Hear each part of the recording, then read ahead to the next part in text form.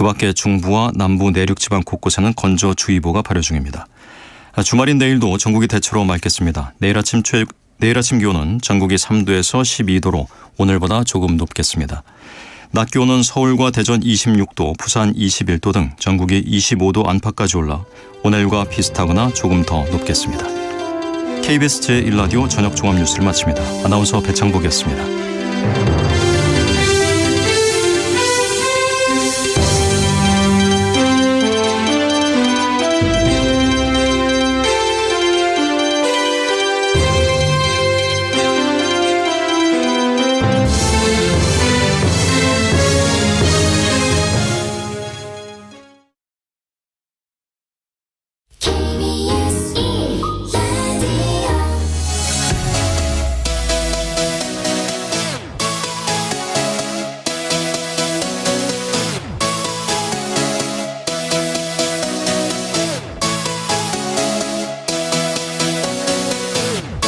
KBS 열린 토론.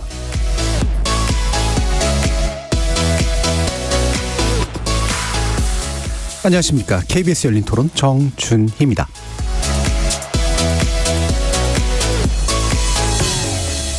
이번 주 금요일 KBS 열린 토론은 지적 호기심에 목마른 사람들을 위한 전방위 토크, 줄여서 지목전 토크 시간입니다. 정부가 발표한 노동시간 개편 방안, 이른바 주 최대 69시간제에 대한 파장이 계속되고 있습니다.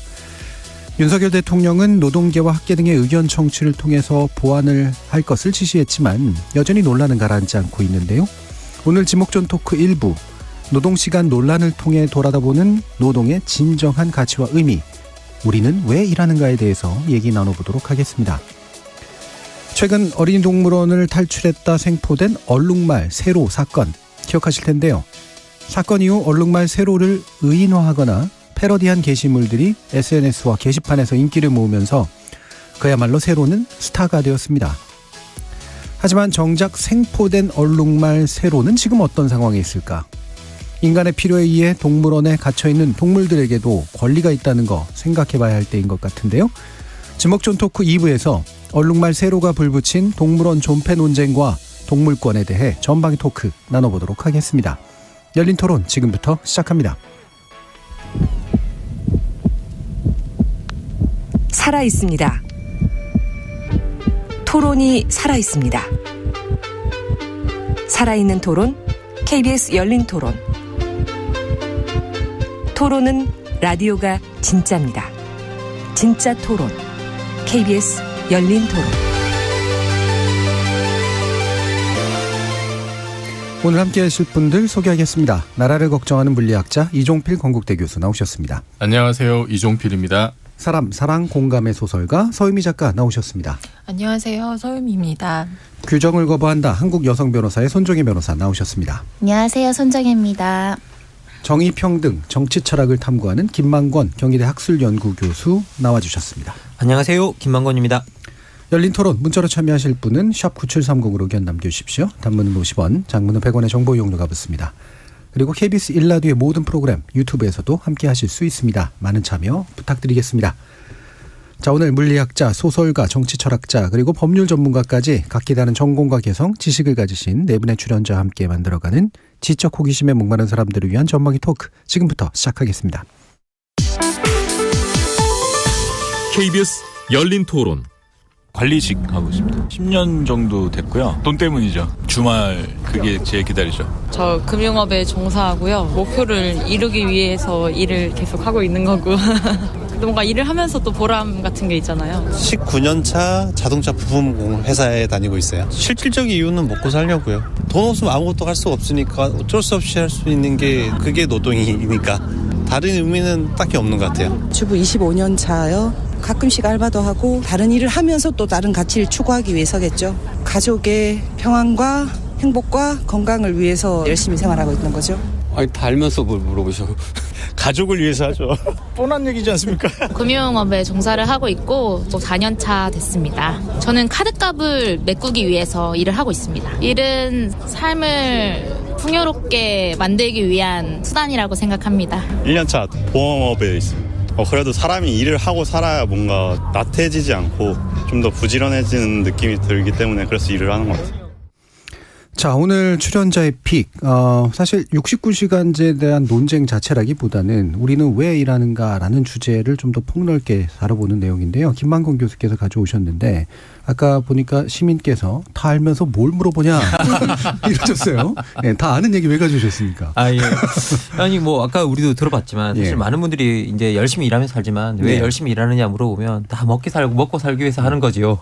사실 왜 다 알면서 왜 물어보냐라는 게 사실 먹고 살기 위해서 한다라는 건데 사실 그런데 이게 먹고 살기 위해서가 뭐 가장 기본적인 거겠지만 그래도 우리가 일을 한다라고 했을 때 또 중간 인터뷰에서 나오지만 사실 일을 한다라는 것 자체는 나의 정체성을 만들어 나가는 과정이기도 네, 하고 네. 내가 누군가를 표현하는 과정이기도 하고 때로는 그렇기 때문에 이 일의 의미에 대해서 우리가 좀 생각해 볼 필요가 있다는 생각이 들었는데도 불구하고요.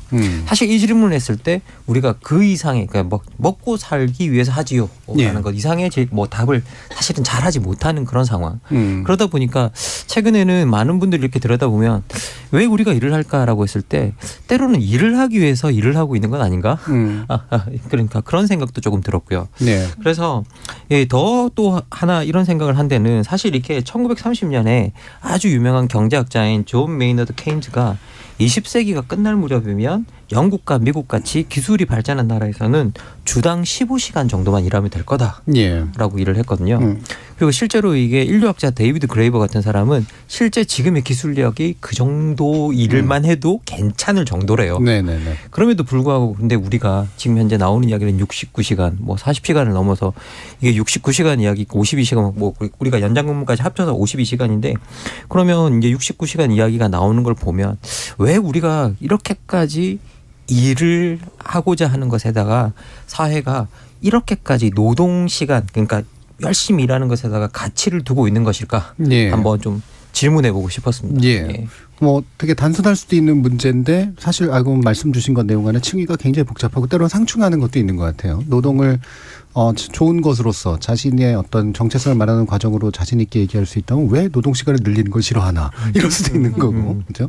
물론 그 제한이라는 건 당연히 필요한 거기도 하겠습니다만 자 그래서 여러분들이 다른 분들이 또 노동하시는 것에 대해서 어떤 생각들을 해오셨는지 한번 그러면 들어보도록 할까요, 서유미 작가님? 네.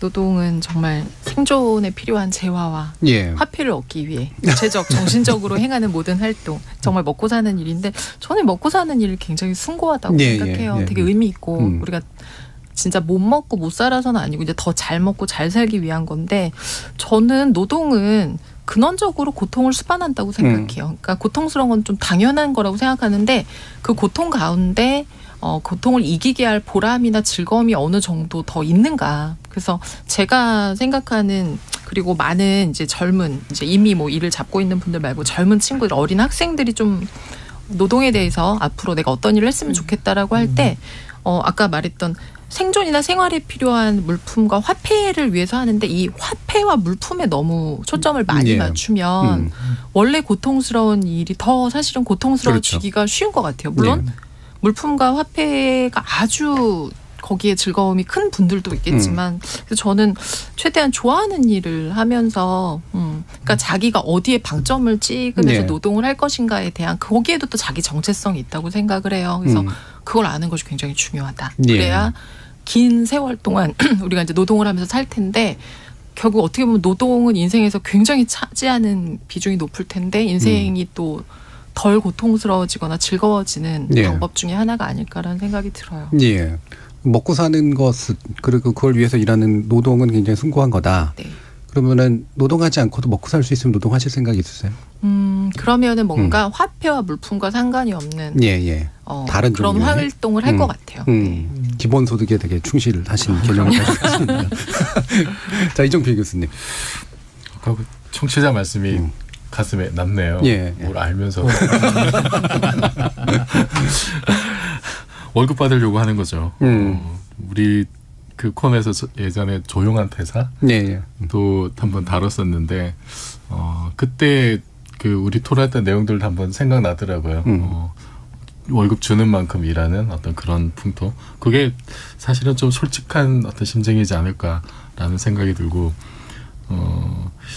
이 학교에 계신 분들 중에는 그런 말씀하시는 분들이 많은데 논문 쓰느라 연구할 시간이 없다. 예, 역설적으로. 네. 그렇죠. 네.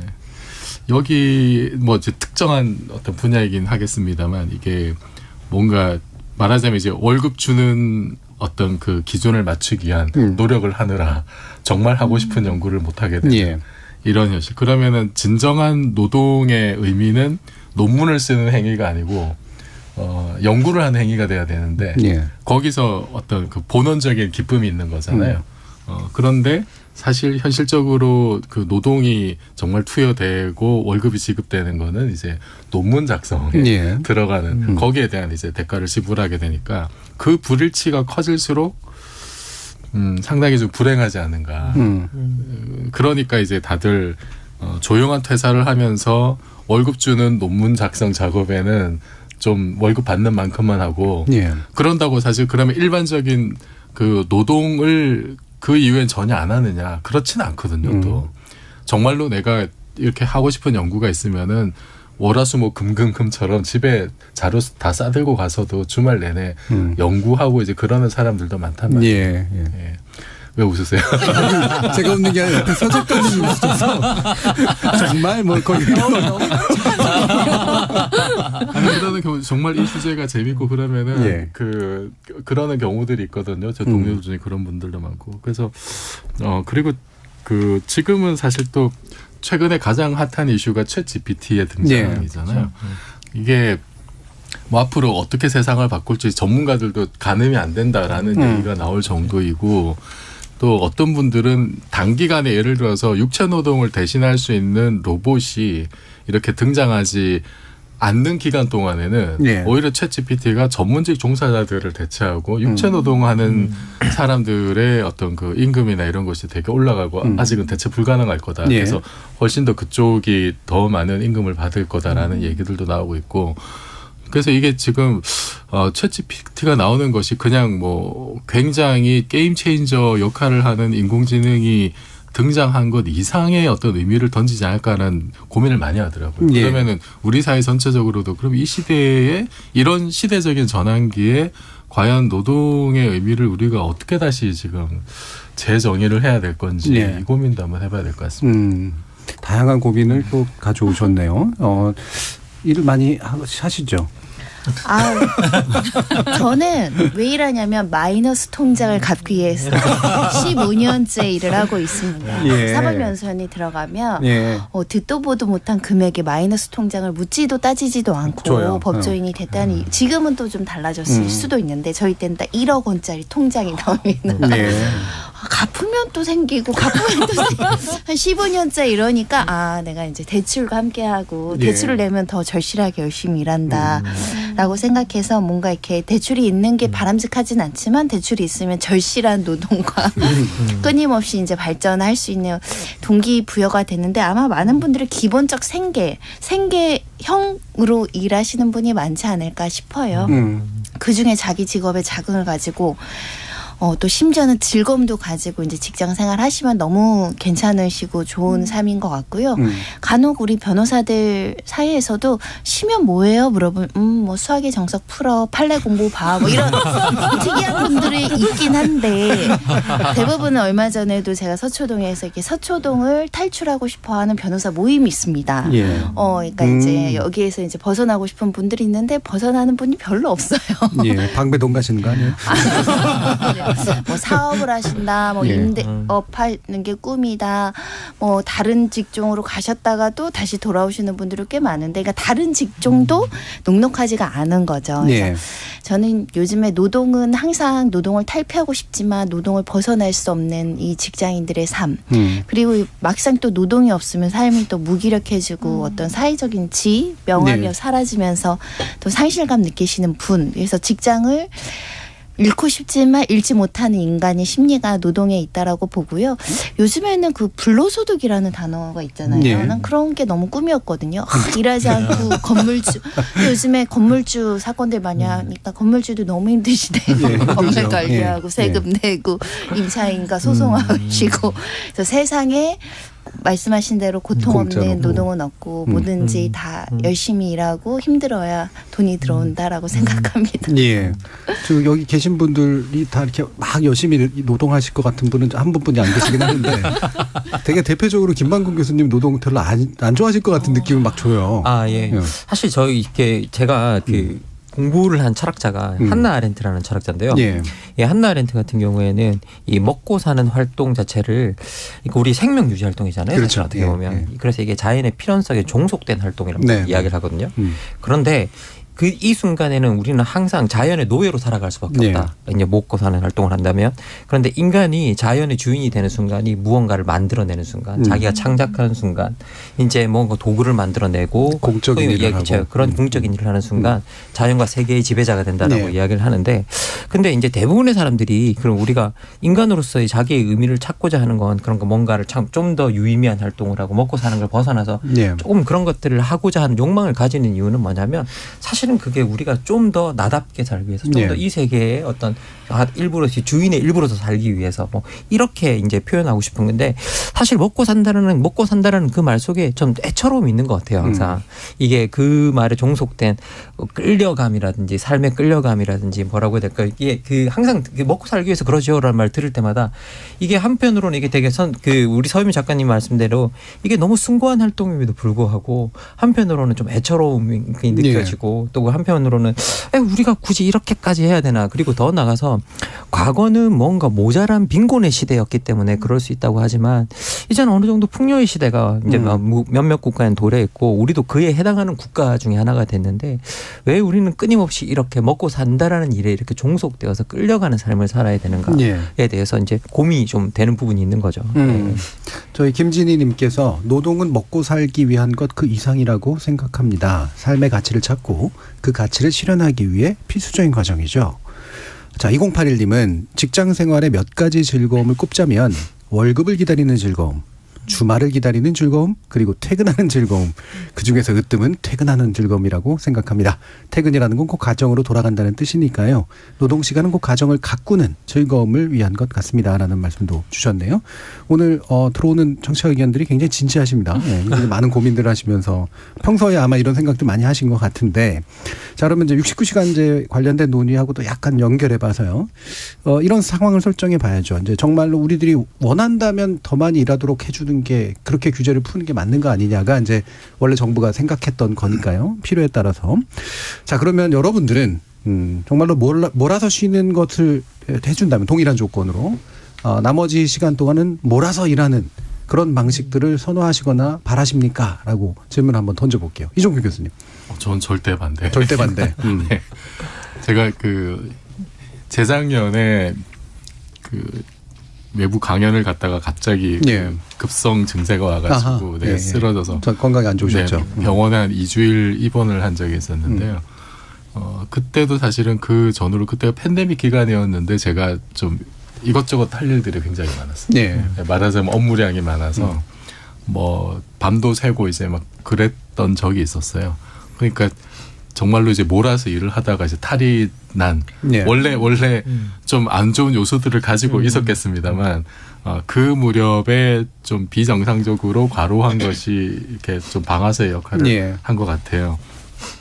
그래서 뭐 사람마다 사실은 이게 뭐 육체적인 조건이 다 다를 수 있겠습니다만 저는 뭐 몰아서 노동을 하는 상한치는 가장 강한 노동자가 아니라 가장 약한 사람 기준으로 사실 만들어야 되는 거잖아요. 이거는 제도로 강제를 하는 거니까. 근데 거기에 대한 어떤 고려 이런 거 생각해 본다면은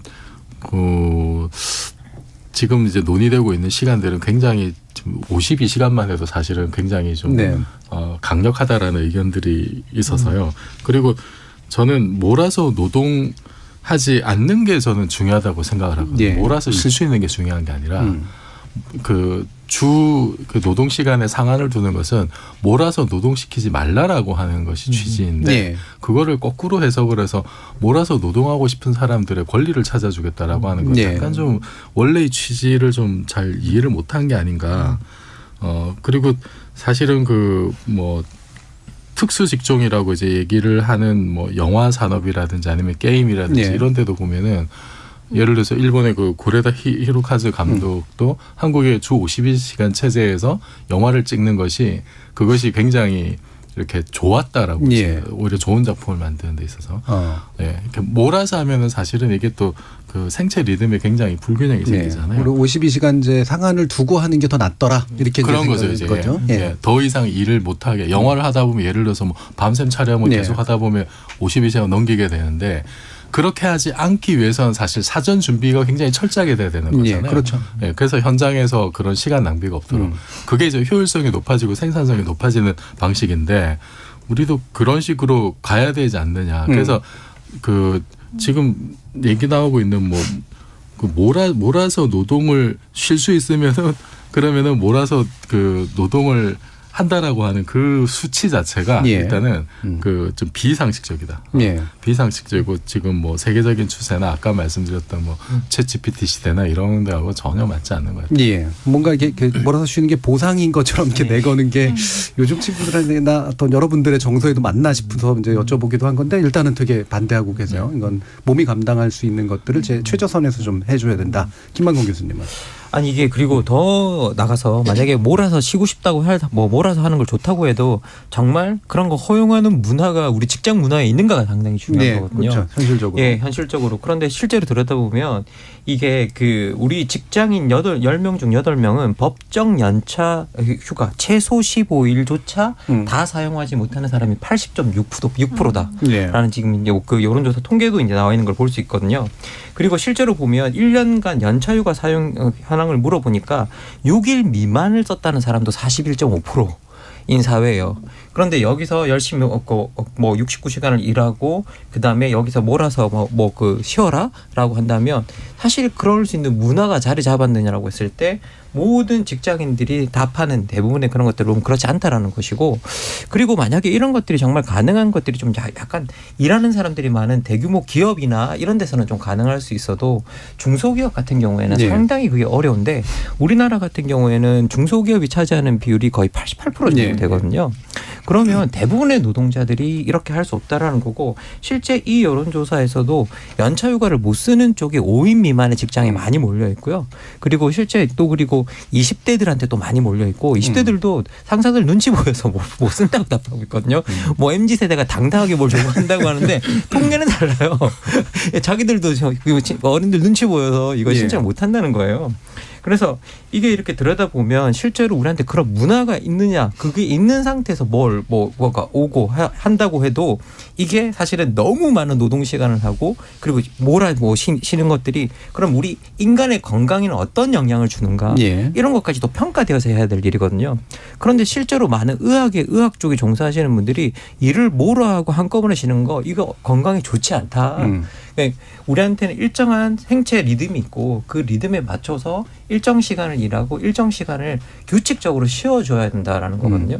사실 그런 것들 때문에 국제노동기구가 노동시간을 하루에 8시간으로 제한을 했고요. 1919년에 국제노동기구가 서면서 노동시간 제약이 협약 1호입니다. 노동시간 제가 하루 8시간 그리고 주 48시간. 이게 이제 협약 1919년에 1호였어요. 예. 그런데 이걸 더 돌이켜보면 1919년에 48시간으로 제한했거든요. 근데 우리 2013년에 69시간으로 노동하자라고 이야기를 하고 있는 건 좀 비현실적이다. 마치 우리가 2부에서 이야기할 마치 그 동물원을 탈출한 세로가 내 눈앞에 나타나는 이야기 같은 약간 그런 느낌이다. 우리가 탈출할 판. 동물원에서 탈출한 세로가 옛날에 나타났었는데 그러네요. 예. 서유미 작가님은. 네, 사실은 저는 프리랜서이고 물론 이제 강의를 규칙적으로 하는 것도 있지만 프리랜서들은 원래 이렇게 해요. 몰아서 일하고 몰아서 그렇죠. 쉬는 거를 원래 사실은 하는 편인데 요즘 예술가들은 사실 별로 안 그러는 편이에요. 왜냐하면 이게 이 몰아서 일을 할 때가 이제 마감이 있을 텐데 사실 마감도 미리 주어지고 규칙적으로 하면 해결할 수 있는 건데 이제 일이 안 되고 안 풀리고 그러다 보니까 이제 몰려서 하게 되는데 그럴 때 저는 뭐 사실 밤을 새본 적은 없지만 이제 저도 평소에 하던 노동에 비해 굉장히 과도하게 많이 일어나지 않고 이제 일을 하고 나면 그 다음에 거의 이제 시체처럼 지내게 되는데 이게 하루를 밤을 샜다고 그 다음에 하루를 쉬면 회복이 되냐면 그렇지가 않아요. 늙어서만 그런 게 아니라 젊었을 때도 회복이 안 돼요. 그래서 사실 그래서 주변에 같이 이제 글 쓰는 혹은 뭐 그림 그리고 이런 예술가 프리랜서들도 요즘은 굉장히 규칙적으로 작업을 하거든요. 예. 그러니까 왜냐하면 예전에는 사실 예술가들이 그래서 일찍 죽는 병에 걸리고 일찍 죽는 일들이 굉장히 많았었어요. 근데 요즘 예술가들 사실 그러지 않거든요. 굉장히 규칙적으로 일하는데 그게 왜 그러냐면 몸으로 겪어보고 실제로 그렇게 해보니까 이게 단기간에는 어떤 작품이나 활동에 뭐 긍정적인 것처럼 보일 수 있지만 장기적으로 봤을 때 그렇게 좋지 않기 때문에 당장에 뭔가 우리가 성과를 내기 위해 바짝 뭐를 하는 게 아니라 계속 살아야 되잖아요. 그렇죠? 계속 살아야 되는 거에는 별로 좋지 않다. 대부분 이러다가는 금방 죽는다라는 생각을 많이 하거든요. 그리고 또 이렇게 몰아서 하고 하는 걸 자체적으로 내가 스스로 내가 이 시간까지 이걸 해야 되기 때문에 어쩔 수 없이 나한테 하는 건 괜찮은데 이게 강제적으로 주어진다라고 할 때는 조금 또 문제가 되지 않을까 싶습니다. 자, 그럼 이제 크런치 모드라고 이제 부르는 거잖아요. 게임 산업 얘기를 흔히 많이 하지만 사실은 법조 계통도 그런 식의 일을 많이 하게 될 것 같긴 한데.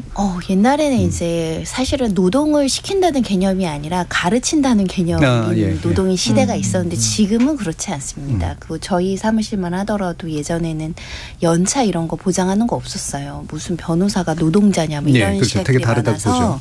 근데 지금은 연차 휴가 꼬박꼬박 주고 또 특별히 정해진 과업이 있는데 그렇게 야근하는 것이 요즘에는 정말 충실하게 일을 열심히 하고 꼭 야근이 필요하다는 것보다 야근을 안 하는 게 능력이다.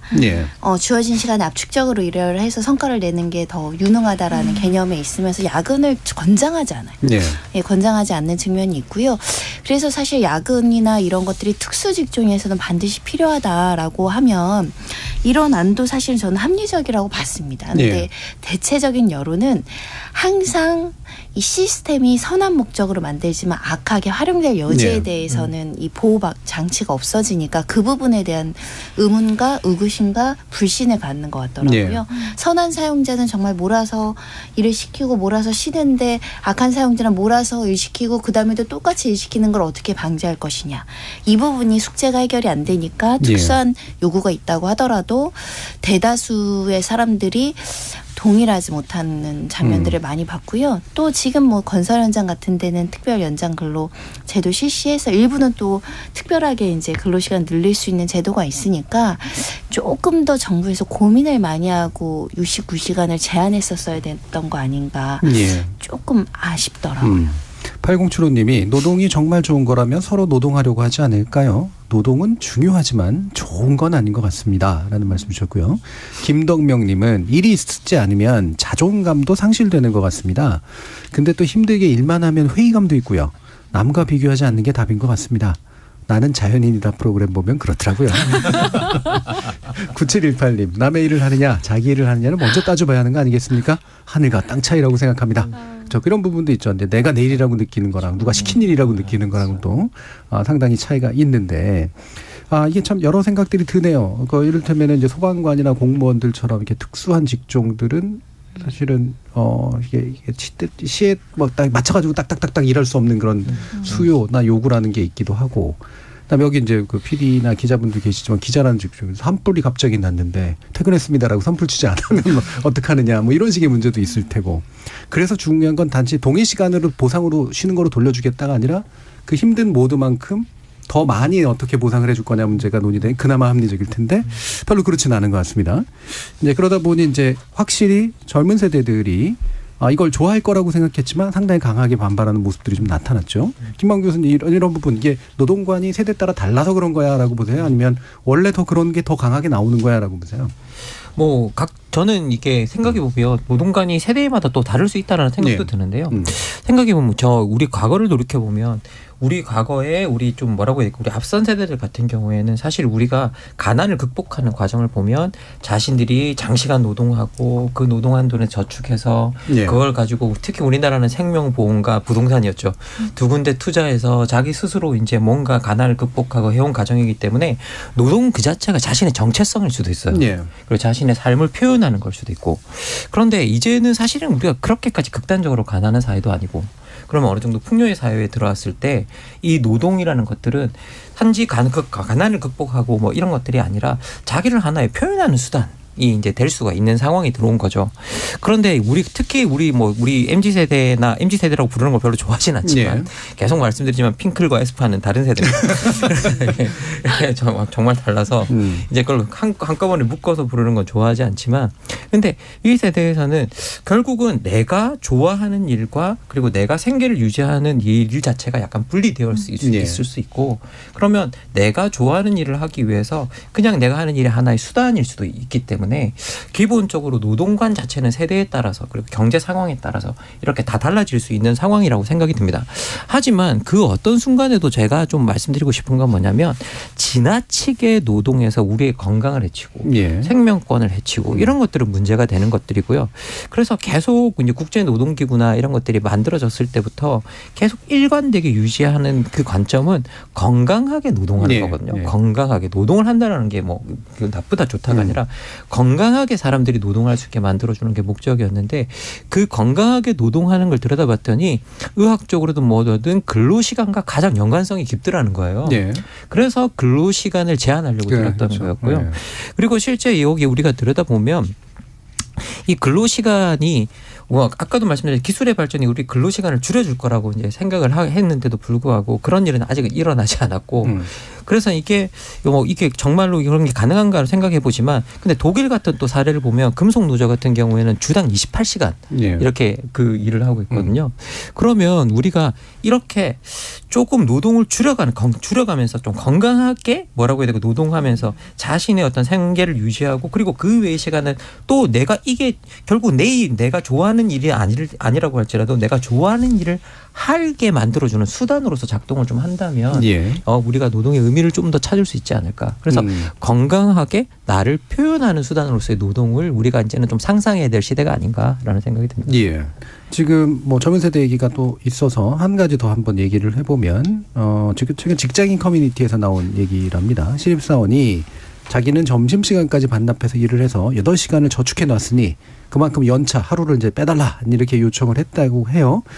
이 부분을 두고 여러 가지 의견들이 아마 갈렸던 모양인데, 저는 이른바 신박하다라고 표현하는 되게 신기하고 좀 재밌는 내용인데라고 생각을 했는데, 일단 법적으로는 이게 가능한지 한번 손 변호사님. 용기 있는 주장이긴 하지만 연차제도는 회사마다 근로기준법을 통해서 취업규칙을 펴내서 인사규정을 통해서 이렇게 규정화되어 있는 거. 기 때문에 개인의 사정을 일일이 이렇게 반영해서 변경할 만한 권한 있는 사람이 없을 것이며, 재량이 있다고 하더라도 그럼 너도 뭐 그렇게 되기 때문에 일단 기준에 좀 반한다. 그리고 보상휴가제라는 게 있을 수는 있는데 그거는 사전에 서면 합의를 하기로 되어 있습니다. 야근이라든가 일단 내가 써놓고 저 하루 더 쉬게 해주세요 이런 것들은 뭐 합리적인 제한일 수는 있지만 그러려면 규정을 바꿔야 돼요. 또 합의를 한다거나 구체화된 어떤 실전 행동이 필요한데, 무작정 가서 선배님 뭐 팀장님 이러면 좀 듣기 싫은 말을 들을 수 있습니다. 이러면 어떨까요? 제가 점심시간 다 반납하고 일하겠습니다. 그만큼 휴가를 주세요. 이렇게 만약에 해서 협상이 된다면. 만약 취업규칙을 변경하거나 뭐 불이익한 변경이나 이런 건 아니니까 회사하고 개별 동의만 되면 되는 문제겠죠. 다만 이제 회사 입장에서는 그러면 식사를 안 하고 업무 성과가 나오는지를 또 관찰해야 되는 문제가 생기겠죠. 그런 부분에 대한 관리 감독의 숙제를 회사에서는 좀 불편하게 생각할 여지가 있지 않을까. 그러니까 의무적으로 점심시간이나 하여튼 쉬는 시간 중간에 지워져야 된다라고 하는 것을 위배하는 건 아니요. 휴게 시간은 보장이 돼야 되죠. 그렇죠. 그러니까 그것까지 감수하면서 뭔가 건강권, 보강권도 지켜야 되고요. 식사는 해야 될 거잖아요. 그러니까 사실 복잡한 문제인 거죠. 자, 어떻게 생각하세요? 저는 이거 상상하면 너무 귀여운 것 같아요. 아무도 말 안 하는데 혼자서 내가 이거 1시간 해갖고 해야지 혼자 이렇게 막 먹으면서 막 일을 하는데 그리고 가서 얘기하고. 근데 이게 정부가 말하는 노동 유연성 아닌가요? 그렇죠. 몰아서 일하고 몰아서 쉬겠다는데 유연성 얘기하면 이런 것도 포함돼야죠. 저는 약간 그래서 왜 이건 이상하고 그거는 괜찮고라고 말하는지는 잘 모르겠어요. 근데 저는 이번에 그 노동 이야기하면서 1998년도에 개봉했던 영화 중에 생과부 위자료 청구 소송이라는 영화가 있었어요. 굉장히 오래된 영화죠. 강우석 감독이 만들었던 영화인데, 이 영화가 그때 당시 되게 좀 센세이셔널했었던 것 같아요. 좀 웃기기도 하고 어이없기도 하고. 근데 이제 대략의 내용이 평소 너무 바쁜 업무로 아내를 생과부를 만든. 그래놓고 그렇게 열심히 일을 해서 회사에서만 지낸다고 했는데 대기 발령을 받아요. 이 남자가. 그래서 아내가 너무 분노해서 그 대기업을 상대로 소송을 하는 내용.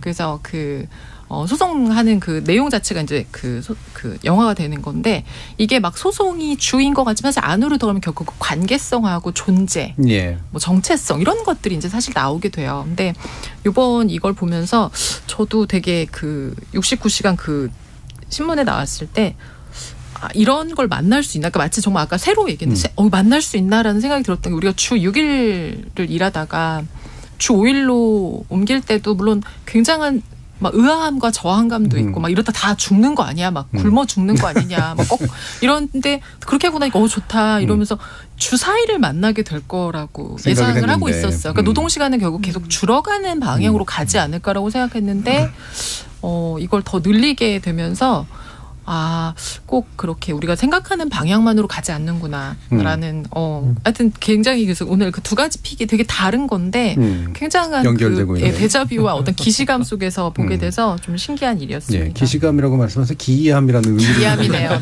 얘기하시는 것 같아요. 네, 이종필 교수님. 저는 아마 그 사원이 뭔가 어디서 규정을 봤을 것 같아요. 그냥 밑도 끝도 없이 한 게 아니고. 그래서 그게 뭐 아주 세밀하게 뭐 작성이 되지 않았거나 뭐 이게 뭐 정말 꼼꼼하게 뭔가 다 이렇게 협의가 돼서 작동하지는 않았을 것 같은데 그래서 그 사원 입장에서는 이런 규정이 있으니까 그럼 나는 법대로 하자. 요즘 시대 정신이잖아요. 법대로 규정대로 법대로 하는 것이 그 공정과 정의 아니냐라는 생각에서 아마 그렇게 문제제기를 하지 않았을까. 그래서 저는 이 일화를 보면서 그 근로기준법을 준수하라 라는 외침이 약간 좀 떠오르기도 하더라고요. 그 사실은 뭐 저는 세대를 불문하고 노동시간이 늘어나는 데에서는 반발을 할 것 같은데 MZ세대의 특징이라고 하면 제가 잘은 모르겠습니다만 어쨌든 자기 주장이 일단은 상당히 이제 강한 편이고 그리고 무엇보다 제 생각에는 그 자기 개발 욕구가 좀 강한 것 같아요. 근데 이렇게 노동 시간이 늘어나면 그 자체도 힘들지만은 그것 때문에 나를 가꾸고 자신을 뭐 브랜드화하고 미래를 준비하고 이런 시간이 또 생기지 않으니까 그게 뭐 자기를 가꾸는 것이 예를 들어서 정말 어디 캠핑을 가는 것일 수도 있고 여행을 가는 것일 수도 있고 정부에서는 최근에 보니까 내수 활성화한다고 이제 여행 장려정책 편다고 하는데 근데 그것이 노동 시간 늘어나면 사실 현실적으로는 불가능한 일이잖아요. 그리고 또 하나 제가 좀 안타깝게 생각하는 거는 정말 우리나라가 이제 진짜 잘 살게 됐는데 거시지표상으로는 뭐 세계 10대 경제 대국이고 누가 봐도 선진국이라고 하고 그래서 옛날에는 우리 막 열심히 노동을 해야 주 막 60시간 노동을 해야 우리 선진국 되고 잘 먹고 잘 산다. 이런 논리가 작동했다면 지금은 이미 그런 세상이 됐거든요. 어쨌든 그런 세상이 됐으면은 그러면은 그 성과를 골고루 나눠 가지면서 이제는 다들 좀 노동시간 줄이는 쪽으로 가야 될 텐데 근데 현실을 보면은 양극화가 사실은 또 이게 참 쉽지 않은 문제. 양질의 노동과 그렇지 않은 노동. 그래서 뭐 예를 들면은 예전에 그 물류센터에서 일하다 야간 노동하다가 과로사로 죽은 27세 청년이 있습니다. 태권도 4단의 건장한 청년이었는데 주 62시간 노동으로 과로사했거든요.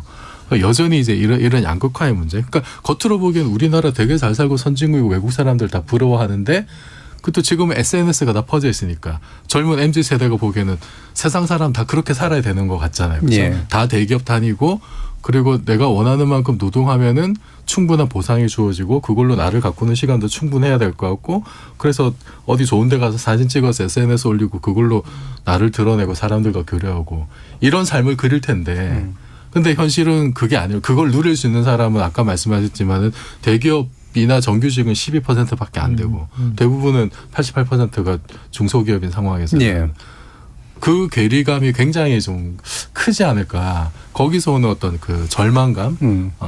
그래서 그거를 또 돌파하기 위해서 규정대로 하자는데 뭐가 문제야라는 얘기들이 나오는 게 아닌가 싶어서 상당히 좀 안타까운 마음도 많이 들고.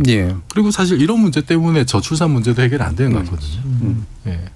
자, 그러면 이제 뭐 마칠 시간이 다 됐으니까 일단 손 변호사님께 자, 법이 노동 시간을 정하는 방식으로 개입함으로써 인류 사회는 확실히 나아졌다. 이른바 워라밸까지도 좋아졌다. 일단은 건강권에 대한 기준이 있어요. 네. 국제노동기구가 권장하는 시간은 그냥 나온 게 아니라 오랜 연구를 통해서 이제 어느 정도의 기준이 나온 건데 이건 법률로도 연결될 수 있는 게 우리가 주로 이제 심혈관 질환으로 산업재해로 갑자기 쓰러져서 돌아가시거나 어떤 큰 상해를 입는 분들은 항상 주장 중에 가로가 있어요. 네. 그날 바빠서 네, 그 네. 기간에 업무 시간을 초과해서 62시간, 70시간까지 일을 했습니다. 이 주장이 항상 나오거든요.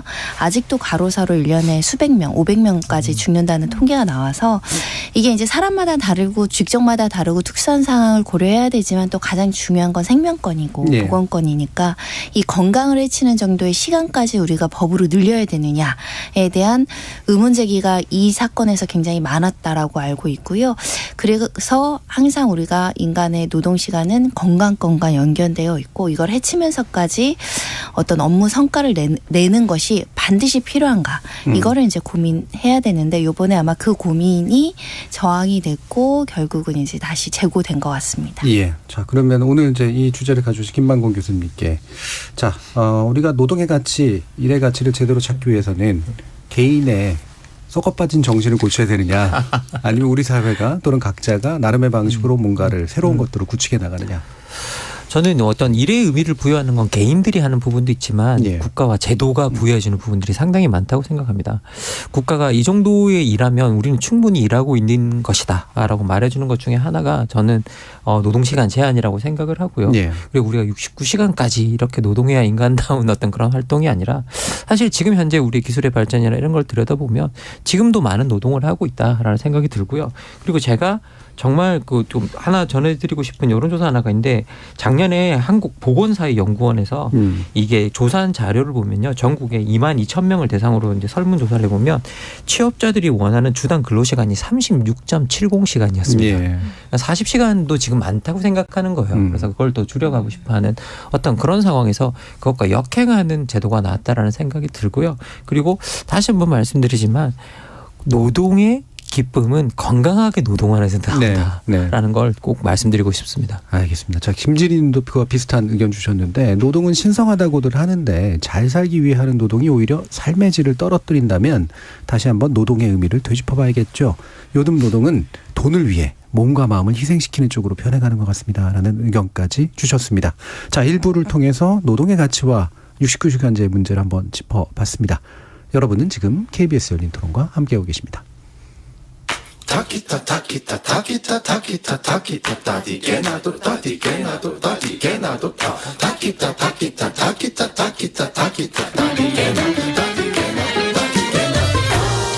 물음표가 느낌표로 바뀌는 순간 KBS 열린 토론. 얼마나 외롭으면 탈출을 했을까 좀 안타까웠습니다. 사람이 필요에 의해 만들어서 동물을 가둬두는 방식이니까요. 어떻게 보면 너무 열악한 환경에 동물들이 갇혀 있는 거여가지고 동물원 환경이 좀 더 많이 자연 친화적으로 개선이 되지 않는 한은 좀 계속 이런 일이 반복되지 않을까. 모든 동물원들은 다 없어져야 되는 게 맞다고 생각해요. 동물학대죠. 가둬놓는다는 게. 사람도 가둬놓으면 감옥이에요. 죄를 져야지 가둬놓는 건데 동물은 죄를 진 게 없잖아요. 이 애도 사회성이 어느 정도 본능적으로 있는 애인데 실질적으로 동물을 보고 싶으면 그 동물이 사는 환경에 가서 봐야 되는 거지 그걸 우리에 가다 놓고 보는 건 인간의 욕심이다. 많이 잘해주고 있지 않나 일반적으로는 어쩔 수 없는 거 아닌가 모르겠어요. 모든 거를 다 그 동물의 입장에서 인간하고 똑같이 놓고 생각할 수는 없는 것 같아요. 아예 없애는 거는 또 보호해야 될 동물도 있으니까 체험 같은 걸 좀 줄이는 게 낫지 않나. 너무 스트레스를 줄 수 있으니까 아니면 좀 동물들을 보는 시간을 좀 줄이던가 그래야 될 것 같아요. 자, 지적 호기심에 목마른 사람들을 위한 전방위 토크. 정치 철학자 김만곤 교수, 물리학자 이종필 교수, 소설가 서유미 작가, 손정희 변호사 이렇게 네 분과 함께하고 있습니다. 자, 제작진이 골라주신 건 얼룩말 세로 그리고 동물원의 문제인데요. 이제 얼룩말 세로의 동물원 탈출 소식 그리고 생포 소식 그리고 옆에서 이제 그 뒤로 나온 여러 가지 그 밈이라고 부르는 또는 속칭 짤방이라고도 하는 이제 이런 것들도 보셨는지 모르겠는데 어떠셨어요, 손 변호사님? 아까 사람들이 카타르시스를 이 세로한테 느끼는 장면이 좀 신기했어요. 마치 뭔가 청소년 때 가출하고 직장인들이 땡땡이 치고 일탈하듯이 이제 정말 낯선 이 세로가 도심을 이렇게 활보하는 장면이 탁탁탁탁 찍히면서 사람들이 또 그냥 별거 아니네 지나가는 사람도 있고 놀라신 분들도 있고 그 표정들도 좀 재밌었던 것 같고요. 그러면서 사람들이 좀 이 사건을 집중을 했는데 결국 이제 잡혀서 또 이제 동물원으로 들어갔다는 소식에 우리 직장인들이 일달을 꾼것으나 다시 끌려 들어가는 그런 심정에 많은 분들이 또 감정이입했던 것 같습니다. 예, 감정이입 측면이 굉장히 컸던 것 같다. 다른 동물들이 탈출했을 때도 비슷했을까 뭐 싶긴 한데 그렇죠? 예, 어떠세요, 서미 작가님? 네. 저 그 주택가 골목에 우두커니 있고 그 뒤에 라이더 분하고 대면하고 있는 장면 그 사진 봤었는데 너무 인상적이었어요. 되게 인상적이어서 저는 그 저장을 해놨는데 얼마나 낯설까. 모든 게 너무 본 적이 없는 거잖아요. 정말 태어나서 처음 보는 건데 마치 그 E.T.가 지구에 왔을 때 그런 느낌이지 않았을까라는 생각이 들고 좀 슬프더라고요. 그 사진을 보고 있으면 되게 소설적이라는 생각. 우리가 너무나 예상하지 못한 순간에 뭔가 맞닥뜨리는데 그 라이더 분을 너무 보고 싶어요. 물어보고 싶어요. 어땠는지. 근데 아무튼 제가 거기 골목에서 그 사진을 보면서 어떤 순간에는 얼룩말의 마음으로 골목을 보게 되고 어떤 순간에 라이더의 마음으로 그 얼룩말도 보게 되고 그래서 되게 좀 정말 근래 보기 힘든 그리고 우리가 상상한다고 볼 수 있는 게 아닌 기이한 진짜 순간이었던 것 같아요. 예. 지금 PD님에게 그림도 올려주시고 그랬는데 이게 제목을 수상한 손님이라고 누가 붙여놓으셨네요. 예, 수상한 손님을 만난 배달원 그 끝은 어떻게 됐을까? 한번 모셔서 토론을 한번 해야 되지 않을까 싶긴 한데 이종필 교수님. 저는 처음에 인공지능이 만든 가짜 사진인 줄 알았어요. 그 무렵에 그것도 왜 굳이 인공지능이? 그 무렵에 트럼프 전 미국 대통령이 이렇게 막 체포되는 어떤 그런 합성 사진, 일종의 딥페이크 같은 거였다.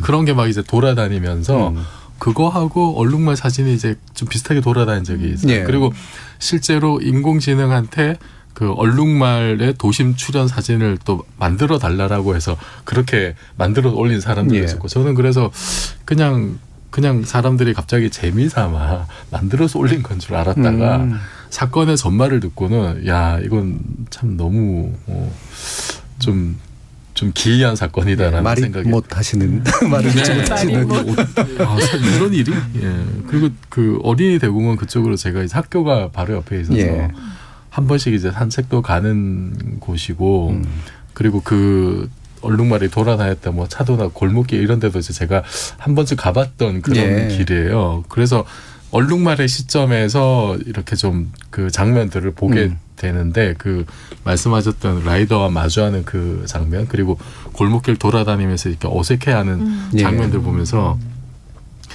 이거는 정말 그 얼룩말이 우리 박 세상 구경을 처음 한 그 광경이잖아요. 목초지도 못 봤을 텐데. 얼마나 당황스러웠을까 생각이 들면서 예전에 제가 부산에서만 살다가 처음 서울 와서 서울의 골목길을 보면서 상상했는데 그랬던 느낌이 나도 같은 인간이고 도시 생활을 했음에도 이제 다른 도시 가서 느꼈던 그런 생경함이 있는데 세로는 그거보다는 훨씬 더 100만 배는 더 낯설었을 테고 그런데 다행히 사람도 안 다치고 세로도 안 다쳐서 정말 다행스럽게 일이 마무리됐다. 그래서 그런 생각입니다. 그렇게 막 자꾸 말씀을 하시니까 이종필 교수님 머리카락이 약간 얼룩말 갈기처럼 이렇게 보여가지고 야생마죠. 예. 말씀도 들어보니까 아이디어가 하나 떠오르네. 얼룩말 트레일 그래가지고 얼룩말이 있었던 곳을 성지순례하는 그런 뭐 패키지 같은 것들이 나오지 않을까. 요즘 친구들 보면 현장에 가보는 것도 되게 좋아하시잖아요. 자, 김만공 교수님. 아니 뭐 저도 이게 저도 지인 한 분이 페이스북에 이걸 직접 마주쳐가지고 사진을 찍어가지고 올리셔가지고 그러면서 초현실이라고 막 그렇게 써놨더라고요. 그런데 이제 저도 정말 그렇게 목격했으면 이걸 되게 초현실적이라고 느꼈을 것 같아요. 근데 저희들도 그렇게 초현실적으로 느끼는데 얼룩말은 어땠을까라는 생각이 들고요. 갑자기 또 이종필 교수님께서 서울에 처음 올랐을 때 얘기하니까 근데 저도 마찬가지인 입장이었는데 저도 처음으로 이렇게 서울에 올라왔을 때 사실 기대감도 있었지만 불안감이 엄청 컸었거든요.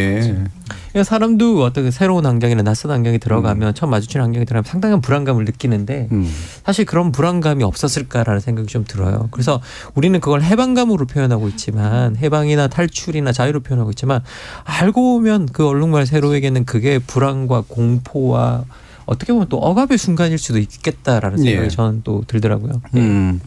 참 사실 이렇게 동물원에서 동물 탈출한 사건들은 제가 어렸을 때 기억부터 해서 하여튼 꽤 자주 있었고 늘 뭔가 이렇게 가십성으로 얘기가 나오기도 하고 그런데 이번에 유독 그 뭔가 감정이입이 좀 많이 일어나는 듯한 느낌도 들고 그래서 동물마다 차별이 좀 있나라는 생각도 좀 있고요. 근데 하여튼 뭐 이런 건 사회적 현상이니까 이 현상에 대한 반응들이 참 저는 되게 재미있게 관찰할 만한 요소라는 생각이 들어요. 그런데 이 감정이입을 더하게 만드는 소식이 나왔죠. 이 동물원으로 이제 그 생포돼서 다시 돌아갔더니 간식도 잘 안 먹더라. 그러니까 이제 막 감정이입해서 너무 슬퍼하는 것 같아. 뭐 사춘기를 겪더라. 뭐 이런 식의 얘기도 나오는데 어떤 생각들이 좀 드세요, 이종필 교수님? 이게 그 삐져서 간식도 잘 안 먹는다 이런 거기에 대해서 어떤 수의사분이 이제 너무 이렇게 인간 중심적인 생각이다. 그 책임을 동물에게만 전가하는 거다 이런 해석도 있더라고요. 근데 저는 그 일단은 우선은 세로를 가장 잘 아는 인간은 사육사일 것 같아요. 그 인간 엄마라고 하는 그분들 인터뷰나 이제 이런 걸 보니까 이제 삐졌다고 하는 거는 이게 그 동물사 움직일 수 있는 운동장 같은 거 거기 이제 그 뭐 울타리나 이런 것이 지금 훼손이 돼서 보강 작업을 하느라고 그 내실 밖을 못 나가게 지금 임시로 조치를 해놨는데 거기에 대해서 이제 세로가 좀 불만스러워서 밖에 좀 더 넓은 데 나가고 싶은데 못 나가게 하니까 그게 불만이어서 이제 자꾸 나가고 싶은 행동을 이제 보이는 것을 그 사육사가 보기에는 삐져서 못 나가게 삐져서 그렇게 이제 표현한 것 같고 이게 지금 이제 4살? 만 3살 인간으로 치면은 중고등학생 정도라고 해서 이제 장난기가 많고 그래서 캥거루랑 다툰 이야기도 이제 세로 입장에서는 이제 장난치느라고 한 건데 캥거루는 이제 영역 침범이라고 다퉜다라는 얘기를 하더라고요. 그래서 그런 것도 그러니까 지나친 의인화가 사실은 뭐 좀 문제가 될 수 있겠습니다만 우선은 세로를 잘 아는 사육사의 의견을 충분히 들어보면 또 납득되는 부분이 있더라고요. 납득되는 부분이 있고 사실 얼룩말이 가축화가 안 된 동물이라 그러잖아요. 되게 사납고 길들이기 힘들다고 하는데 근데 세로는 평소에 굉장히 이렇게 얌전하고 사고도 안 치고 다른 얼룩말들에 비해서 그래서 그 당일날 탈출한 거는 순간적으로 뭔가 좀 크게 놀라서 우발적으로 당황해서 이렇게 일어난 일이라고 이제 해석을 하고 지금은 좀 안정을 찾고 있다고 하니까 그래서 우선은 저는 그 사육사분들의 말에 저는 공감이 많이 해요. 이종필 교수님이 굉장히 열심히 취재를 하셨네요. 저 리포터를 해주시는 이런 가장 업데이트된 내용을 듣고 있는 느낌이 드는데 사실 그런 반응을 보이는 건 또 동물원에 돌아온 걸 불행하게 바라보는 눈에 대한 또 동물원 담당자들의 어떤 우려도 아마 섞여 있지 않을까 하는 생각도 있어요. 담당자니까 이제 그런 점도 감안하고 일단 들어야겠죠. 서유미 작가님. 네, 그 진짜 이렇게 탈출하고 예를 들면 보통 탈출하면 좀 사람들 아까 이제 얼룩말이라서 여기 더 초식 동물이니까 아무래도 사람들이 겁이 좀 없고 순하잖아요. 말이. 그리고 그래서 더 아마 좀 마음을 이렇게 공감도 많이 하고 그러시는 것 같아요. 그러다 보니까 사연도 막 거의 지금 슈퍼스타잖아요. 돌아가고 나서 거기 지금 그 동물원에 그 방사장, 그러니까 울타리 이제 고쳐야 되니까 방사장에 있는데 사람들이 가득해서 사진 찍고 네가 세로구나 막 세로야 막 부르면 지금 뭐 나 여기 나 지금 세로 여기 봤잖아 막 이러고 난리가 났대요. 그러니까 스타인 거예요. 정말 스타인 거죠. 그러니까 서울에 있고 뭐 금방 가셔서 보실 수 있으니까 아마 그런 것 같은데 이렇게 관심 받기가 쉽지 않은데 그거는 되게 진짜 아까 말한 짠한 마음 이렇게 뭐 사연까지 밝혀지니까 사실 뭐 가족도 부모님도 잃어서 혼자고 근데 보니까 이 얼룩말 자체가 이 그랜드 얼룩말이라고 하는데 무리 생활을 원래 18마리씩 한다고 하는데 부모님이랑 사는 것도 어떻게 보면 그럼 굉장히 우리로 치면 핵가족인데 혼자면 정말 외로울 것 같아요. 그리고 만약에 뭐 의인화를 정말 생각해 보자면 중고등학생이면 얼마나 친구들을 좋아하고 떠들기 뭐 장난치고 하기를 좋아할 텐데 혼자 있고 그런데 옆집에 예를 들면 캥거루랑 사이도 안 좋으면 스트레스 엄청 받을 것 같아요. 그래서 사실 우리가 보기에 탈출이지 그냥 되게 불만스럽거나 어딘가 가고 싶은 마음은 있었겠지만 나와서 그런 공간과 그런 상황을 만날 거라고 생각하지는 않았을 것 같아요. 근데 정말 그 직장 생활하시는 분들 저도 되게 놀랐어요. 그분들이 그렇게까지 거기에 이입하셔서 막 도로에 막 서 있는 얼룩말 그런 거 패러디하시는 거 보고 은연중에 우리가 동물원에 동물을 보러 가는 인간인데 사람들이 자신들이 동물원 안에 갇혀 있는 동물처럼 생각하는 마음이 있구나. 그게 되게 그래서 이 사건이 우리한테 굉장히 이상한 정말 묘한 파장을 많이 일으킨 것 같아요. 예. 자, 이런 마음, 감정이입하고 뭔가 인기가 있고 슈퍼스타가 되고 막 이런 식의 것들, 특히 이제 세로에게서 최근에 나타나고 있는 이런 모습들, 기본적으로 어떻게 좀 보시는지 김만근 교수님. 사실 이렇게 아까 서유미 작가님께서 정말 중요한 포인트를 하나 짚어주셨는데요. 우리들이 세로를 보면서 해방감을 느끼는 건 우리들이 억압되어 있거나 우리가 갇혀 있다고 느끼는 어떤 그런 부분들이 있고, 그리고 어떻게 보면 우리가 일하는 모습들이나 이런 것들이 다 이제 정말 어떻게 보면 실시간으로 감시되는 사회를 살고 있거든요. 그래서 우리도 어떻게 보면 실시간으로 관람되는 사회, 그러니까 우리의 삶 자체가 그렇게 살고 있기 때문에 그런 곳으로부터 느끼는 어떤 스트레스나 그런 것들이 어떻게 보면 세로를 통해서 대리 표현되었다라는 생각도 드는 부분이 조금은 있어요.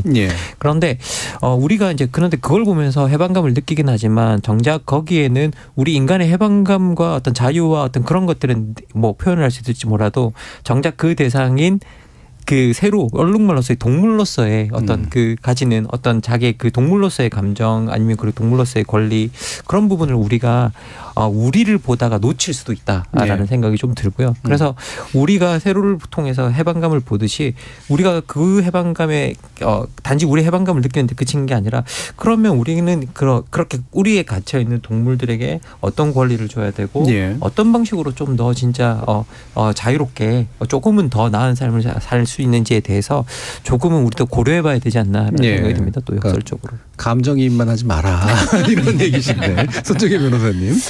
아까 말씀하신 것처럼 막 고릴라 무섭게 생긴 아이들 나왔으면 벌써 막 이거 관리 안 하고 동물은 너네 책임져라, 징계해라. 사살당한 적. 어떡할 거냐, 무서워서 어린이 어린이 대공원 폐쇄하라 막 이런 주장도 나왔을 수 있는데, 다행히 이렇게 세로가 생긴 것도 귀엽고 또 왔다 갔다 하면서도 멍 때리고 가만히 있는 장면도 약간은 측은하고 하니까 사람들이 믿게 안 본 것 같아서 정말 다행이다. 왜냐하면 다른 나라에서 동물원 탈출한 동물들은 사살된 경우도 꽤 있었고 우리나라도 예전에 있었거든요. 그래서 다행히 이제 해피엔딩으로 끝났고, 또 이제 동물원 측에서도 새로운 짝꿍 구해준다. 이런 이제 개선책도 나와서 다행이다 그런 생각이 드는데요. 기본적으로는 사실은 동물원이라는 존재가 약간은 계륵 같은 느낌이 있어요. 동물원은 사실 어린아이들 키우는 부모가 잠깐 좀 가고 20대 친구들이 잠깐 데이트하러 가고 다들 기억 속에서 사라지는 장소이긴 하거든요. 그래서 인간의 필요와 소유에 의해서 이제 동물들이 어느 정도는 약간 도구화되는 곳이죠. 엄격하게 말하면. 또 그걸 위해서 많은 예산이 들어가고 그걸 위한 직업이 존재하기 때문에 그걸 없애거나 이것을 완전히 차단시킬 수 없지만 끊임없이 동물권이나 동물보호단체에서는 동물원 문제를 제기하고 있거든요. 그래서 사실은 굉장히 미묘한, 여기도 어떤 한 직장 생계가 달려있는 직장의 공간이기도 하거든요. 사육사님들에게는. 또 동물들도 자신들의 생존의 터전이고, 근데 여기서 이제 부실한 관리로 한 명이 탈출해서 다행히 건강하게 돌아오긴 했지만, 우리 인간이 어떨 때는 되게 사소한 거에 기뻐하고 어떤 때는 사소한 거에 분노하는데 세로가 사소한 기쁨만 주고 분노는 주지 않아서 다행이라고 생각합니다. 손 변호사님이 되게 법률 용어에 능하시잖아요. 근데 멍 때린다라는 표현을 쓰셔서 여기 어디지 않은 표정이 잡혀있는 사진이 있습니다. 멍하니 있었다는 뜻으로 많은 분들 아시겠지만 물론 모르시는 분들도 계실 것 같아서요. 지금 유튜브에서 고한사근자님께서 이미 동물원에서 태어난 얼룩말 세로를 세렝게티 같은 곳으로 보낸다면 세로가 과연 행복할까요? 오히려 무리에 속하지 못해서 더 외로울 겁니다. 세로를 가장 잘하는 사육사가 잘 보살펴주면서 우울증을 이겨낼 수 있도록 하는 게 현재로선 최선일 겁니다. 라는 말씀 주셨어요. 9414님도 메타버스 시대인데 메타버스로 동물원을 대체하면 어떨까요? 라는 그런 의견도 주셨습니다. 결국은 이 동물원의 뭐 전기능을 하는 것도 있고 또는 동물원이 과연 이 시대에 맞는 어떤 컨셉의 시설이라고 볼 수 있느냐라는 그런 의견도 있고 동물권이라고 하는 것, 동물복지라고 하는 것 이런 것들도 있어서 이 부분은 그냥 한번 네 분께 의견을 간단하게 한번 여쭤볼게요. 기본적으로 동물원의 필요, 존재 이유에 대해서 어떻게 생각하시며 동물들에게는 어떻게 대하는 것이 가장 필요한 일이라고 보십니까? 자, 이종필 교수님. 그 서울대 공원에 동물원이 있잖아요. 네, 서울대공원. 네, 서울대공원. 네, 서울대에 있지는 않습니다. 서울대공원의 동물원이 그 2019년에 아시아 동물원 최초로 미 동물원 수족관 협회 AZA라고 하는 곳인데 거기서 우수 동물원 인정을 받았다고요. 아시아 최초입니다, 동물원은. 그리고 뭐 바로 하루 뒤에 에버랜드도 이제 같이 받았다고요. 근데 여기서 그 우수 동물원이라고 지정을 하는 기준이 이제 동물 복지. 이런 게 이제 중요합니다. 실제로 서울대공원 같은 경우에는 콘크리트 대신 흙바닥 깔고 풀 나무 깔아주고 그다음에 사람 시선을 방해하는 은폐물 같은 게 많대요. 그리고 그 이제 방사장도 굉장히 넓고 사람은 상당히 불편하죠. 그리고 동물 행동 풍부화 프로그램이라는 게 있어서 야생 행동을 할 수 있는 그런 거를 이제 일깨워주는 그런 프로그램도 있고 사파리나 뭐 동물 체험이나 동물쇼 같은 거 없고 그리고 동물 이제 방사하는 프로그램도 있다고 합니다. 그러니까 지금 이런 식으로 가는 것이 최근에 동물원의 추세인 것 같아요. 인간 위주의 어떤 인간 관람 위주가 아니라 동물 위주로 그 시설 환경을 이제 바꿔나가는 그런 것이 우수 사례로 지금 평가를 받고 있고 그리고 여기서 사실 한 걸음 더 나가는 게 이제 생츄어리라고 하는 게 있더라고요. 동물 요양원 아예 그러니까 이렇게 뭐 위계천 동물들 구해가지고 그 친구들이 살 수 있는 죽을 때까지 살 수 있는 공간 아예 만들어두는 거기는 동물원의 기능은 아예 이제 없는 그런 요양원인데 뭐 이거를 예를 들어서 그 저기 DMZ 평화공원 같은 거 만들면 거기 생태가 잘 돼 있으니까 그런 데다가 이렇게 뭐 하나 만들면 어떻게 했냐 이런 얘기도 있더라고요. 뭐 저 얼룩말은 제주도가 더 좋을지 모르겠습니다만 은퇴한 동물들 뭐. 근데 사실은 그렇게 하더라도 근본적으로 예를 들어서 아프리카 초지가 없는 그 얼룩말이 저기 사하라 이남에서 그 저기 사바나 지역에 산다는데 우리하고 환경은 안 맞잖아요. 분명히 한계는 있을 텐데 북극곰 데려오더라도 사실 북극 환경은 아니니까. 한계는 있겠지만 저는 이런 노력들을 앞으로 계속 좀 기울여 나가야 되지 않을까 싶습니다. 적어도 한계는 있지만 그 선을 좀 더 동물에게 친화적인 방식으로 바꿔나가는 손 변호사님. 네, 그래서 사실은 법이 생겼습니다. 굉장히 오랜 기간 동안 논의됐는데 그래도 기본적인 걸 담으려고 노력을 했고요. 금지행위 규정이 좀 들어왔는데 동물원 수족관법 이제 줄여서 법명은 그런데요. 일단 도구나 약물을 사용해서 이제 다치게 하면 안 되고 특히 이제 강조하는 것은 광고하거나 전시 목적으로 체험하는 부분을 상당 부분 제약을 시켰습니다. 그리고 이제 우리나라에선 고래 같은 거 이제 아직 동남아나 그러면 고래 쇼 같은 거 아직 많이 남아 있거든요. 호랑이 쇼도 많이 남아 있고 원숭이 쇼도 예전에는 지방에서도 했었는데 그런 부분들을 가급적 줄이려고 많이 노력을 했고요. 특히 이제 아이들이 먹이 체험해 주는 게 쫄쫄 굶긴 다음에 먹이를 주는 것이 너무 비윤리적이다고 해서 이런 것들을 금쟁이를 넣어놔서 조금씩 이 동물 복지에 대한 논의가 제도권화되고 있다. 예전에 지방에 무슨 동물 카페 같은 거 차렸다가 망해가지고 막 수십 마리씩 그냥 방치해서 죽이는 거 이런 거 다 금지되어 있습니다. 이제. 김만국 교수님. 뭐 이렇게 동물원 저도 옛날에는 이 동물원에 있는 동물들 이거 뭐 넣어놓는 거 되게 비인간적이고 안 좋다라고 생각한 적이 있었고 그래서 자연으로 돌려보내야 되는 거 아닌가라고 단순하게 생각한 적이 있었는데요. 그런데 또 이게 들어가 보니까 이렇게 야생 동물이 또 이렇게 길들여졌을 때 다시 야생으로 돌아가서 적응하는 확률이 그렇게 높지가 않대요. 그리고 이제 뭐 우리 비봉이 같은 경우도 제주도에서 내보내고 난 다음에 3개월간 관찰이 안 됐다라고 해서 사망한 게 틀림없다라고 이제 그렇게 이제 이야기가 나오고 있다고 이야기를 하는데요. 그래서 그런 경우도 좀 고려를 해봐야 될 것 같고요. 그리고 실제로 동물원이 되게 그 제국주의의 산물이거든요. 그렇죠. 제국주의의 산물이고 그래서 그 정말 다른 데서 야생 동물을 데려와서 전시하면서 그걸 자기 교양을 쌓는다는 명목으로 거기에 사람도 전시했었죠. 사람도 전시했었고 그래서 사실 그런 부분에 시작은 별로 좋지가 않았었어요. 그런데 이 동물원이 지금 현재 긍정적 기능을 하고 있는 부분은 어떤 거냐면 그냥 생태적으로 멸종 위기에 있는 동물들 같은 경우에는 보호 기능이 그래도 어느 정도 동물원에 있다라고 이야기를 하고 있고요. 그래서 유럽 들소 같은 경우나 이런 경우도 그렇다고 그러고 프랑스의 리옹 동물원 같은 경우에는 보유하고 있는 동물의 50% 이상이 멸종 위기종이라고 이야기를 하고 있거든요. 그래서 그런 방식으로 좀 전환을 해갔으면 좋겠고 그리고 더 나아가서 동물원이 굳이 우리가 뭐 여러 가지 귀한 동물을 보면 좋겠지만 그게 아니라 북극에 있는 곰을 데려온다거나 그러지 말고 우리 토종에 있는 동물들이 멸종되거나 그런 것들을 보호하는 하나의 장소로 좀 작동하면 동물원도 나름의 기능을 또 긍정적 기능을 할 수 있지 않을까라는 생각을 좀 해봅니다. 저도 아이 어렸을 때 이제 동물 체험 농장 같은 거 이렇게 많이 데려가면 이제 먹을 거 사가지고 주는 거 하잖아요.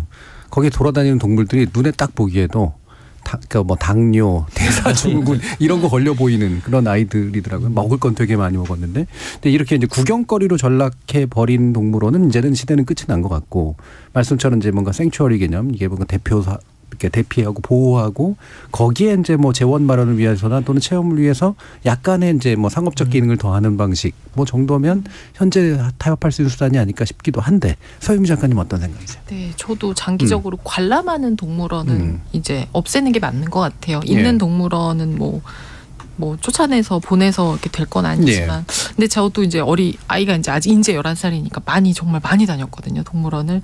저는 개인적으로 동물원이라고 하는 공간이 주는 그래도 자연 친화적이니까 그 거니때 산책하는 기분이 있어요. 그렇죠. 그래서 서울대공원도 많이 가고 그러는데 동물원이 제가 어릴 때 중학교 때 어른이 돼서 아이 데리고 가서 사실 시설이나 면적의 변화가 별로 없어요. 거의 그대로거든요.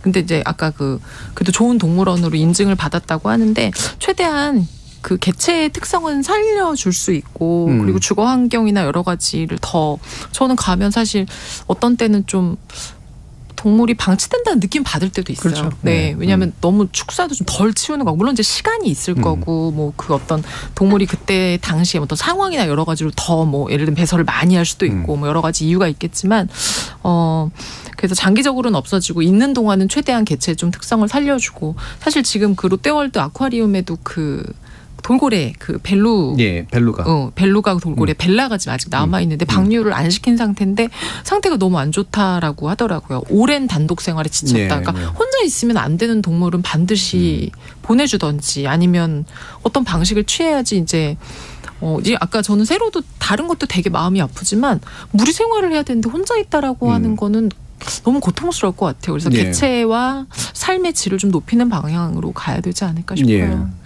지금 문현정님께서 팬데믹 당시 해외 학자들이 그랬죠. 동물을 소유하고 이동시킨 결과가 코로나19입니다. 사람들이 자가격리 답답했는데요. 인간도 그 값을 치른 겁니다. 라는 말씀 주셨어요. 9963님께서 작은 동물원을 여기저기 만들기보다는 한 군데 좀 더 큰 규모로 자연과 같은 형태로 만드는 건 어떨까요? 라는 말씀 주셨고요. 우재우님께서 동물원뿐일까요? 인간의 편리를 위해 동물을 학대하는 일이 부지기수입니다. 인간의 이해에 따라 해충, 익충을 나누는 것처럼 말이죠. 라는 의견도 주셨습니다. 자, 그러면 사실 이 동물원 생각해보면 딱 떠오르는 게 두 개의 애니메이션이 있어요. 하나는 마다가스카르. 개인적으로 굉장히 좋아하는 애니메이션인데 거기도 보면 늘 숟가락으로 파서라도 도망가려고 하잖아요. 거기에 얼룩말도 실제로 나오고 주인공처럼. 그리고 또 한 가지는 이제 동물원만은 아니지만 주토피아인데 그러니까 동물들을 의인화시켜서 물론 표현합니다만 이게 어울려서 사는 어떤 모습들 이런 것들인데 결국 인간의 상상은 그런 식으로 표현이 되는 거잖아요. 대체로는 탈출을 해피엔딩으로 보는데 서유미 작가님이 생각하시는 어떤 작품들 중에서 이후를 어떻게 좀 생각해 볼 수 있는 그런 것들 좀 예를 들어 주실 수 있나? 실제로 이후에 대해 다루는 게 많지 않아요. 그렇죠. 제가 근간에 읽었던 책 중에 내일의 동물원이라는 그림책이 있어요. 수의사가 나와요. 동물원에 1년에 한 번씩 가서 동물들을 진찰을 하는데 동물들이 말하는 걸 듣는 거죠. 그림책이니까. 그러면 얘네가 막 우리 안이 불편해요. 정글의 냄새를 맡고 싶어요. 뭐가 마음에 안 들어요. 뭐 헤엄을 큰 데서 치고 싶어요. 이런 얘기를 해서 이 수의사가 밤새 고민하다 동물들 데리고 정말 나가요. 갔는데 정글이 다 사라지고 강이 다 마르고. 인간들이 또 거기도 다 개발을 해버려서. 네. 근데 그 동물들을 그 동물원 관리인이 따라왔어요. 따라와서 동물들이 한데 다 모여 있는 거예요. 흩어지지 않고. 왜냐하면 갈 데가 없으니까. 근데 관리인이 무슨 생각을 하냐면 얘네가 이렇게 도망가는데 다 잡아가야지 이게 아니라 어떻게 하면 동물원을 더 좋은 곳으로 만들까라고 생각하면서 이제 고민하는 게 나오거든요. 지금 우리한테 딱 필요한 고민인 것 같아요. 어떻게 하면 일단은 있는 곳에서 행복하게 하고 또 살아있는 곳을 우리가 해치지 않고. 예, 두 네. 가지가 있는 거죠. 네. 그렇죠. 동물이 잘 살아가는 환경은 잘 보존하고 유지하고 네. 파괴하지 않고 이방 동물이 있는 곳에 대해서는 동물들에게 좀 더 좋은 방향으로 잘 연착 유구시키는 아마 이게 이제 현실적인 답인 것 같다라는 말씀까지 해주셨습니다. 자, 지적 호기심에 목마른 사람들을 위한 전방위 토크, 줄여서 지목전 토크, 노동권 그리고 노동의 가치와 얼룩말 세로 그리고 동물원에 관련된 이야기 해봤습니다. 서유미 작가님, 손종희 변호사님, 그리고 김만공 교수님, 이종필 교수님 네 분 모두 수고하셨습니다. 감사합니다. 감사합니다.